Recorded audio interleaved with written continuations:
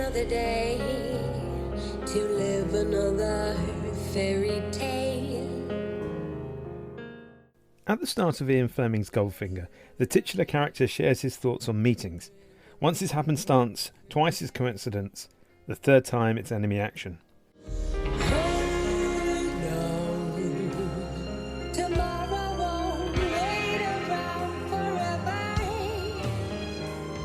Well, my chat this week with Lionsgate President of Worldwide TV and Digital Distribution, Jim Packer, was not happenstance, coincidence or enemy action. But the Bond reference still holds true, given Jim's work with MGM prior to Lionsgate. We only have a day tonight, to live and never pray, to play and never die.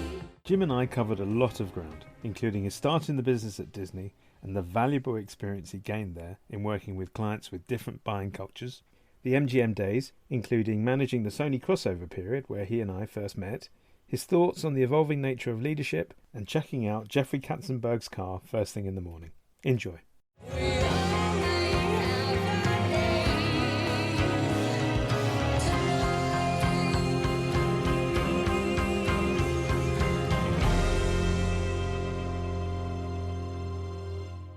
Hi Jim, welcome to the pod. Good morning. Thank you so much for having me. My absolute pleasure. I always like to start off with a fun question. And so for this one, I thought I would tap into your connection with MGM and ask you, if you were reincarnated as James Bond and you had to choose one of the James Bonds, so one of the periods that he's been portrayed by different actors, which one would you choose? Goldfinger, Sean Connery. I still, to this day, when I see that movie on, it's like I can't get past the channel without stopping. It's just such a classic moment in time. And when I was at MGM, I actually started buying a few of the classic movie posters, the double posters. And I have one from Goldfinger at my home right now in my garage man cave. So that shows you why I love it. Very good. I'm definitely a Goldfinger fan, and I think I would come back as Connery. We'll come back onto MGM, but where did you get started? Were you a big film and TV fan to start off with, and how did you get into the TV business? Well, I had a little bit of exposure from my father, who was in the advertising business. He was not in the television program business at the time I was growing up, but he was in the ad sales business, and he was at the forefront of barter syndication, which was basically, syndicating shows and then selling the advertisements within the shows. And I just always felt like it was fascinating and fun, and my father would bring people to the house, and I would see these people just having fun. I said, well, this doesn't look that hard, and that looks kind of fun, and I had no idea what it was all about. And we were definitely into film and into movies. We would go down to the Cinerama Dome with my father, and that was a big theater in Los Angeles. We drive down there from Pasadena and go watch, some of the classic movies. And I think the bug bit me on film and kind of entertainment. I remember my dad was a bit squeamish. One of the first big movies we went to was Alien when it first came out. And as you remember that one scene, my brother and I were there, and that one scene where the little monster comes out of his chest, my father looked over to the two of us and said, "Get up, we're getting out of here. I can't handle this." And so I was like, what? Dad, come on. And he was like, "No, I've never seen anything like that." And he took us out of the movie theater. So I kind of got bit by the bug there, and I wanted to get out of Los Angeles for school. So I went to the University of Colorado. I took a film class in the bottom of one of the arts and sciences buildings. It was a intro to film studies, and it was just fascinating to me and interesting. And I started getting intrigued about it. And then I ultimately wanted to get in the business side. So I transferred from the arts and sciences school into the business school here at CU, and graduated, but just always had an interest in it. And I figured I wanted to get into the business side. And so I got back to Los Angeles, and I did something that was kind of a unique thing, which is I used an interesting method for my resume. So I was out of college, I had some experience in college, internship stuff that I thought made me, at least possible for something in distribution or sales. So I would have my resume, I'd have a cover note, I'd put it in an envelope, I'd have my mom write on the bottom left, personal, deliver by hand. And then on the top right, confidential. And then back then there was no security issues. So I would drive up in my little Honda Prelude as a delivery person. And I would say, I'm here to see, and one of them was Rich Goldman at the Walt Disney Company. I'm here for Mr. Goldman. I have a letter delivery, and they would just wave me on the lot. And I'd drive on the lot. I'd find Rich Goldman's office. I'd drop off the letter and I'd leave. And I said in the letter, I'll call you tomorrow, because I figured that there's no assistant that's going to open up a letter that says personal and confidential. So I figured my chance of getting to Rich Goldman or whatever the executive was much higher. And sure enough, I probably got 60, 70% of my calls answered when I called back. And I ultimately got a job at the Walt Disney Company through this gentleman, Rich Goldman, who was the sales manager. And they had a trainee job in New York. So he called me up, they made me an offer, and they said, can you move to New York? And I said, I'll be there on Monday. And I moved onto a friend of mine's couch and started working at the Walt Disney Company. It's funny that later on you've been associated with Mad Men and that swinging advertising scene. So in a way that was life imitating art, imitating life. I don't know a great deal about the syndication market and the domestic US market, but I'm guessing that because of the geography of the US, there must be quite a lot of traveling and going to see stations and building that deal value, your deal book. And so it must have been quite a physically challenging thing to be doing, as well as the deal making side. I honestly, in hindsight, I look back and I think it was the best training I could have ever had. I mean, number one, the Disney executives that were there were really smart and really, really savvy. They were all from Paramount, so they were all experienced. They were intense, and I was a young person kind of coming up in the business, and I probably needed a little bit of that, like, why weren't you here 15 minutes early? I didn't say 9 o'clock to get you here at 9:10. I said 9 o'clock, so you'd be here at 8:45. There was a little bit of that, but it was good for me. And I also, what was really, I didn't realize it till later in life. I moved around. So I was very open to, it was all about the size of your markets. So the way you learned, the first markets you got, and we were selling movies and TV shows at that time from the Walt Disney Vault. So we were selling all the old Disney movies and all the old kind of the wonderful world of Disney back then. Your success was based on your size. And I was a trainee. So many of my cities that they gave me, my markets had one TV station. So the chances of selling something in a market with one station versus New York City with 15 TV stations was far diminished. So the sales challenge was real. And my biggest market at the time when I started was Wheeling, Steubenville with 2 TV stations. That was my biggest market. And ultimately, I never got anybody to buy the Walt Disney, the Wonderful World of Disney. But I did. One of the ways I got my next list, because I was able to make a sale that they didn't anticipate, was I sold the Wonderful World of Disney to a PBS station.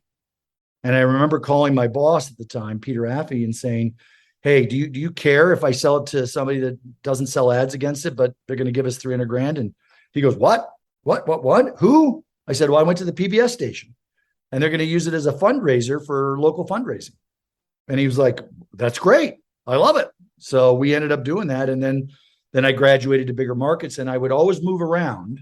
And the reason it was great was people have different personalities. It almost helped me, and you'll understand this, for ultimately when I got to the point where I was doing Europe and I was doing Asia and doing Latin America, you have to understand the differences in the people that you're working with, and not only the market and not only the country or the city in that situation, but the people.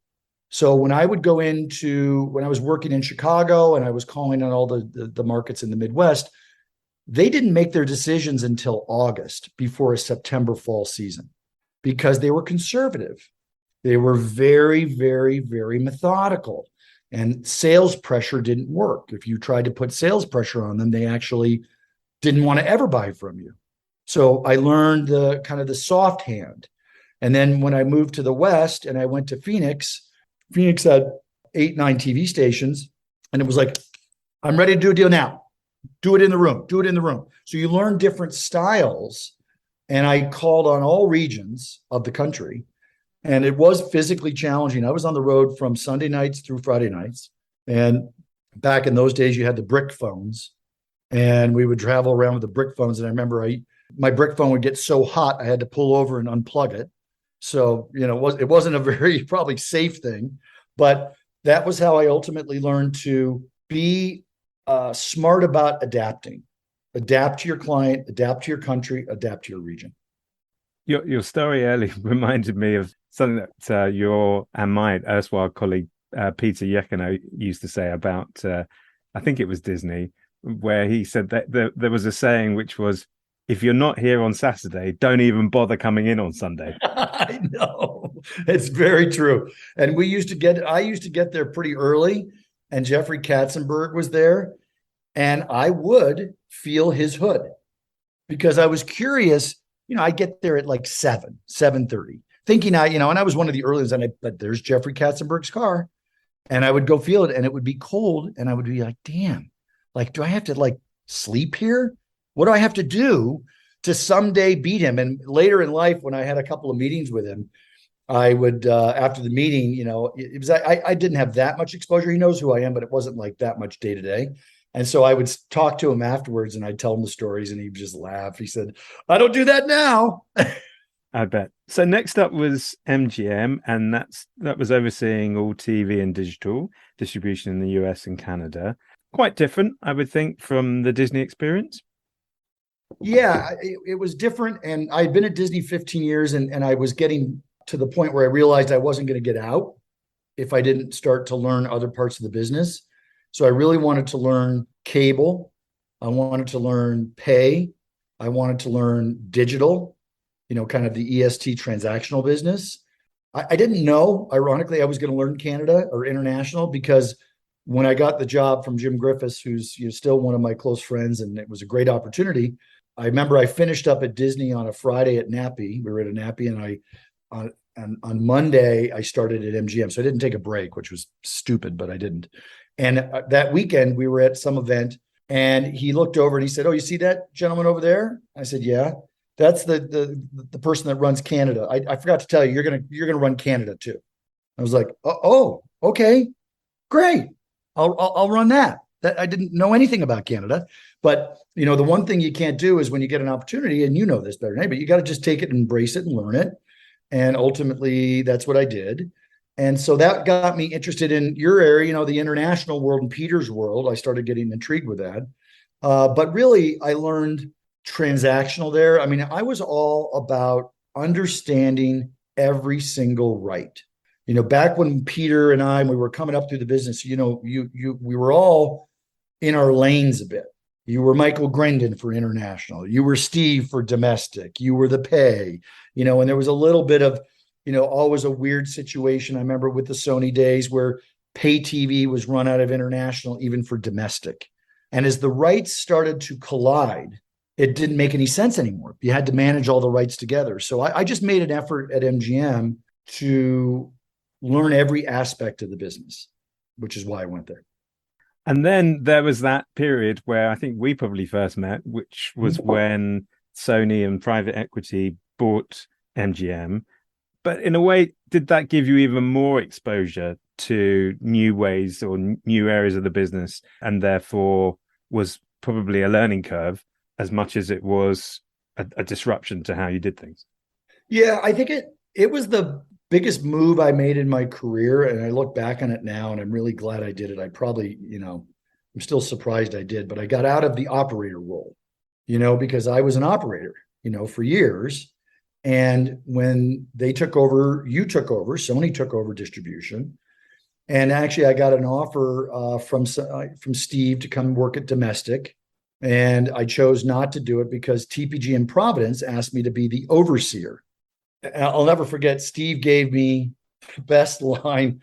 I was in the middle of figuring out whether I wanted to go work for Steve or go work for private. I was going to work for Mike Angelakis at Providence Equity, and David Bonderman and Kelvin Davis at TPG. And they were courting me, and Sony was courting me. And Steve, in Steve the Moscow, just for those people who don't know. Yeah, Steve Moscow. Yeah, he is an amazing executive and one of the best sales executives I've ever been around. And he called me and he said, Jim, do you want to be a quarterback or do you want to be an armchair quarterback? You need to make that decision. And I'll never forget, I went to my wife that night and I said, oh my God, dude, this is like, do I really want to like call Danny and tell him why his deals are bad? And the answer was, The answer yeah. was that would never happen, by the way. Yeah, exactly. But what I did was I decided, because it was overseeing global, I looked at it differently. I looked at it as a way, even though I knew that no one at Sony would like me because I was, questioning deal making. I knew that was going to be a kind of a hazard of the job, but I got to go everywhere around the world and learn the business on their nickel. And so I went to MIP and I went to MIPCOM and I would learn. And Peter, at that point, Peter was an adversary because he was running international and he didn't want to share things. And I was wanting to see more information. And we became, colleagues after that, which was great. But it was just a moment in time where, again, I think it's a consistent thing in my career. I just wanted to learn. And then when we took back distribution from Sony, Harry Sloan at the time said, Jim, now that you've learned enough about international, why don't you put together a worldwide group? And so within 3 weeks, we pulled the whole team together again. And was it a case of getting the band back together again? And putting that team No, together? well, a little bit. You rarely in your career get to remake a business in 2 years. So we went from 160 or 70 executives between Simon Sutton's group and my group down to 10. We only had 10 people overseeing all of Sony worldwide. And we were more a financial person, we would present to the board, though. It was a, unique situation. I would sit right next to Steve Moscow and Michael Grindon as we were presenting to their board, which was probably the most uncomfortable thing I ever had to do when the numbers were bad, because they both look at me with daggers and, it was not really a pleasant situation, but it was the reality of the numbers. Then when I remade it, I only needed about 120 people.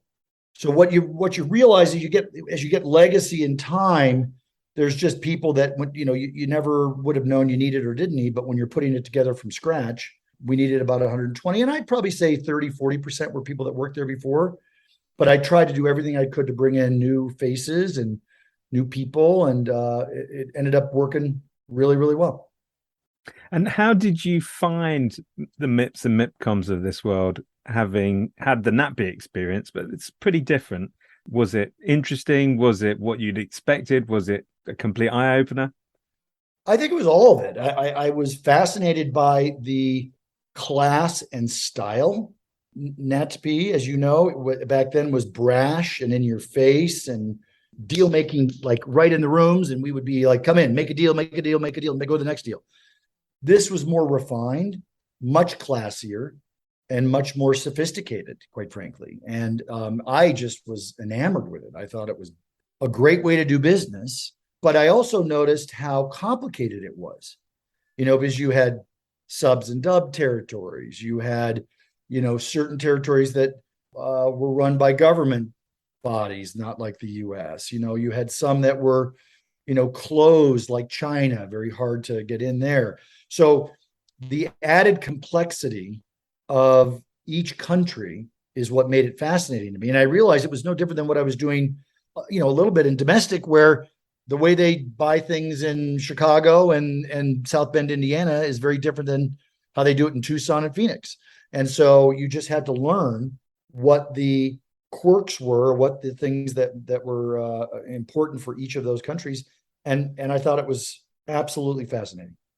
And now, in the position that you're in, how do you now think about MIP and MIPCOM and those markets and the LA screenings? And do you still feel that they are productive? Has the COVID experience shown that you can do everything remotely, or has it shown that you really need to be there in person with people to really move things forward? First of all, I think the pandemic has given us all tools that I wish I had when I was starting my career. I had a lunch with my interns, and I was very clear. I said, you're walking into a career space as you graduate where if you get into distribution, whatever business you get into, you have face-to-face meetings, you have text, you have email, you have phone calls, you have Zoom, you have all these tools that you can decide what to use with each of your clients or people that you're building relationships with. You need to use them all. Don't just work at home, and I'm a big proponent about being in person, but you don't need to be there 5 days a week anymore. How you figure out that balance is, really an amazing situation. And I think I think what it has done is make the in-person meetings and these markets even more indispensable, because you might not travel as much. So therefore that in-person time is much more important and valuable. And so you have to go to those markets. We had the biggest LA screening crowd of our history at Lionsgate, this last LA screening. It's packed. Now, as I looked around, I thought it was going to be a COVID incubator, but luckily we tested everybody. And this is, how you adapt in this world. Everybody had to test before you got into the party. And sure enough, we turned away like 6 or 7 people and we didn't have any transmissions. So that's how you adapt. But I could feel the energy in the room, or it was on a rooftop thing at a hotel. And I could feel the energy of people wanting to be together. And so that to me is why we're going to be at MIPCOM and we're going to be at NAPI. We're going to be at all these and we want to embrace it. So in 2011, I think you moved to Lionsgate. What were your top 3 priorities as you joined that business? Well, what were my priorities? Well, first of all, there was a bankruptcy at MGM. So my first priority was getting out of MGM. Okay. It was, coming out of bankruptcy. I'd been there 10 years. As much as I grew to truly think Gary Barber is like one of the best executives in the business, I didn't know him then. And I just wanted to change. It had nothing to do with Gary Barber or Roger. It was just more of, I needed to get out. And I looked at Lionsgate as really, really interesting because I kind of viewed them as almost a mini major. And I had exposure to them when we were doing Epics. I was on the board of Epics, and we created, Epics was a pay network for people that don't know. And Paramount, MGM, and Lionsgate were the founding partners.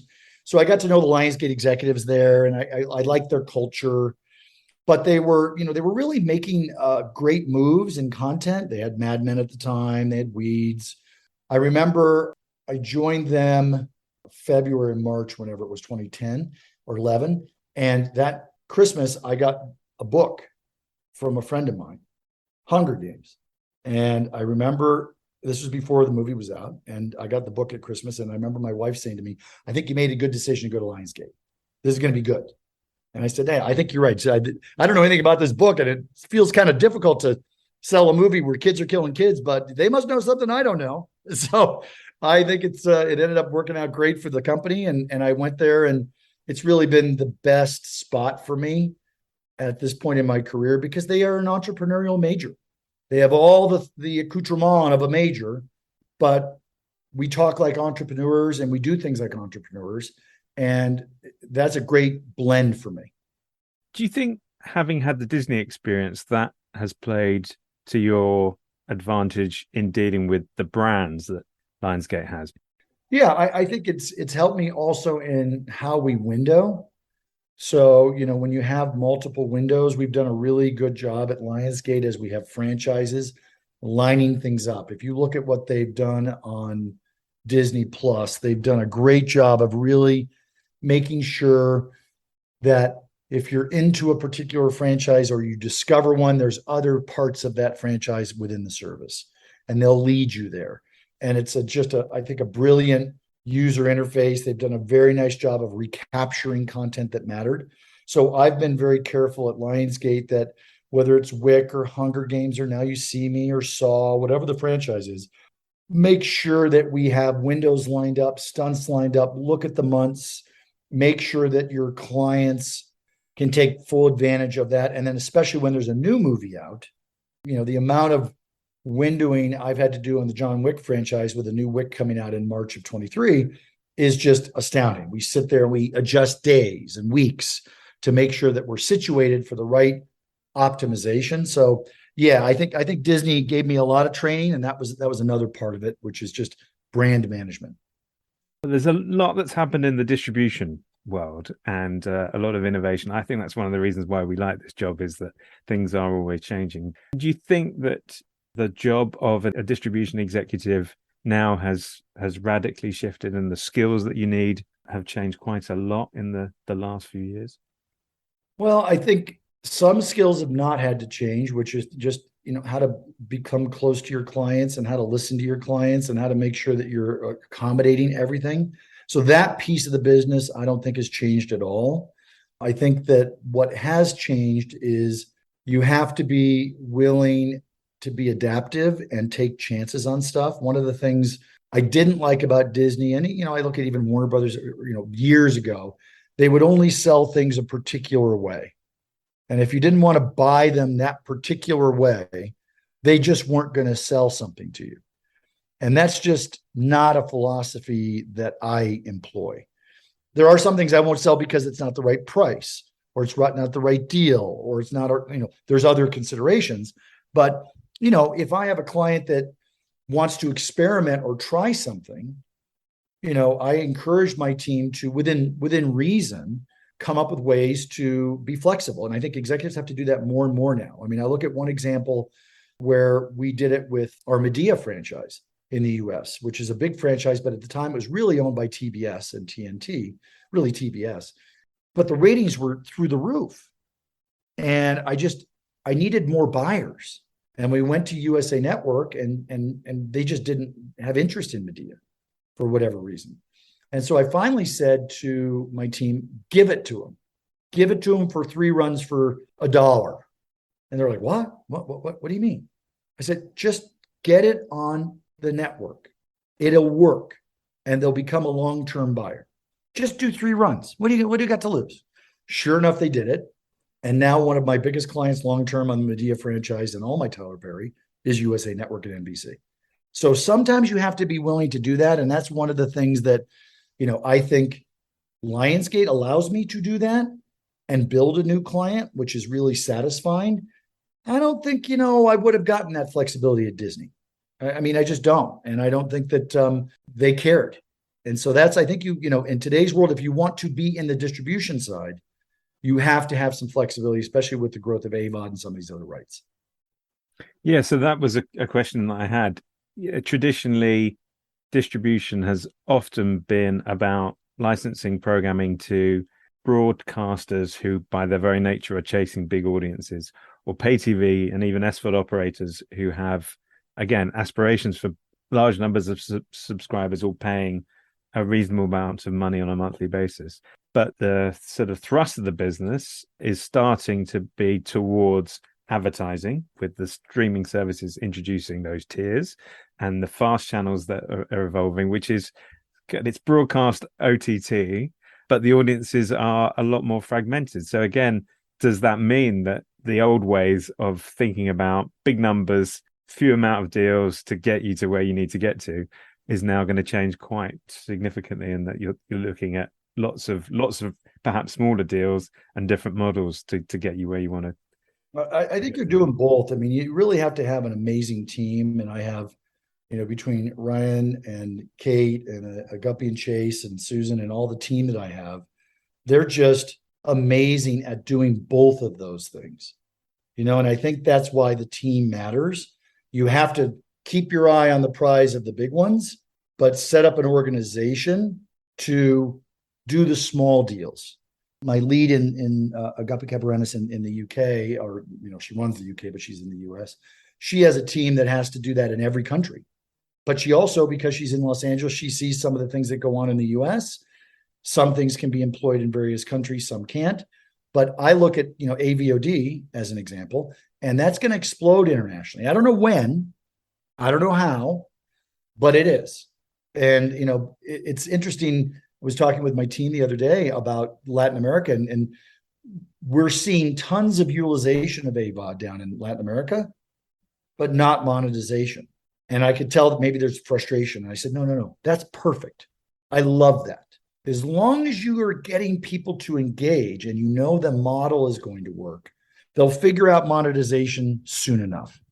Monetization will follow. And I think that's what we have to analyze in every country is, Is it getting people to watch, or is it getting monetization to happen? And that'll be the ability for all my team and everybody that's trying to figure this out. You have to be willing to look at the small things and the big things. In the period of your career, you've been in leadership positions for quite a long time. And I'm really interested if you feel that your leadership style and leadership in general has evolved because of new thinking, just you as a person, changes in the culture. And has that been an interesting component of your career as well?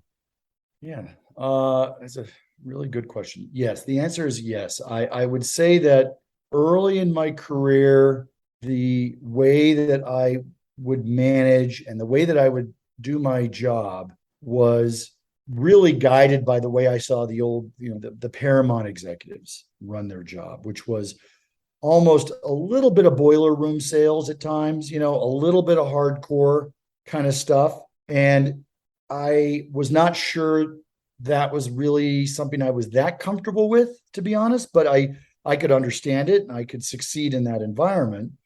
But I think as I broadened and spent time with other executives and saw how executives like Jim Griffiths, who was one of the executives I worked at, Tommy Serio was one.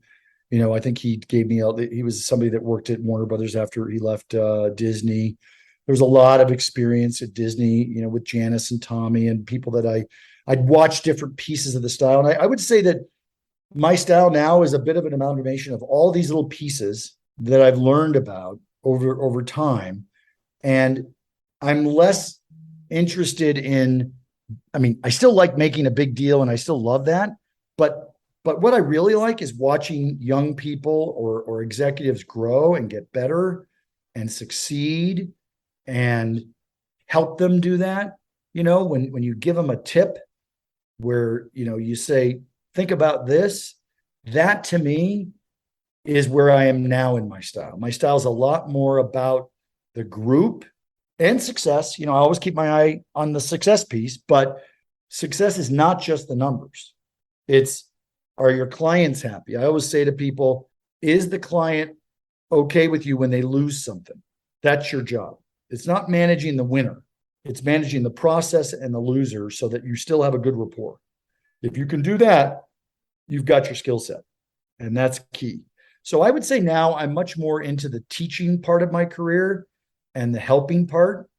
And I enjoy that just as much as sales.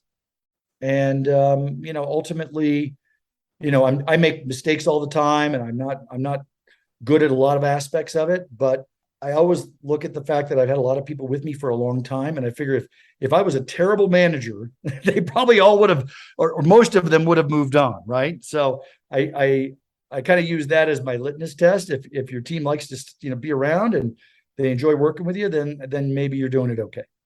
That sounds like a very good test to me. So we've luckily moved on in the pandemic terms. It's still hanging around, but thankfully we're not really caught up in lockdowns so much anymore.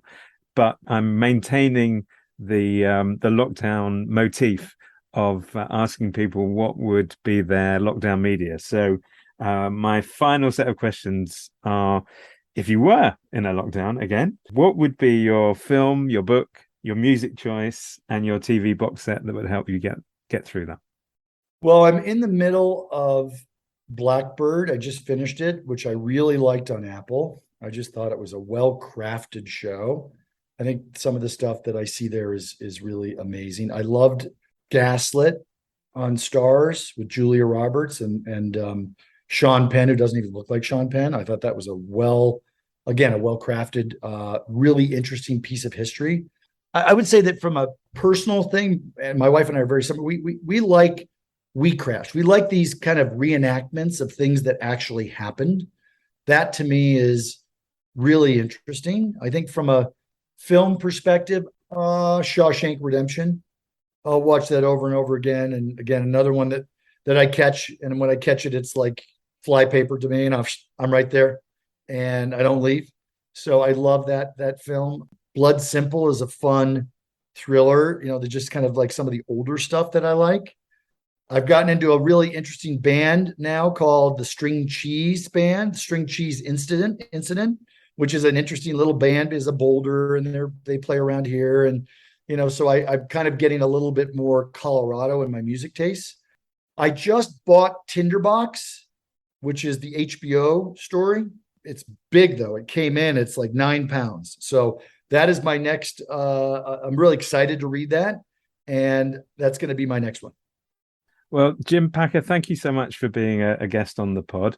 To use that Goldfinger motif that we had at the beginning, I didn't expect you to die, but I certainly hoped that you would talk, and you have done. And so thank you very much for that. And looking forward to impending news. Thank you so much. Take care.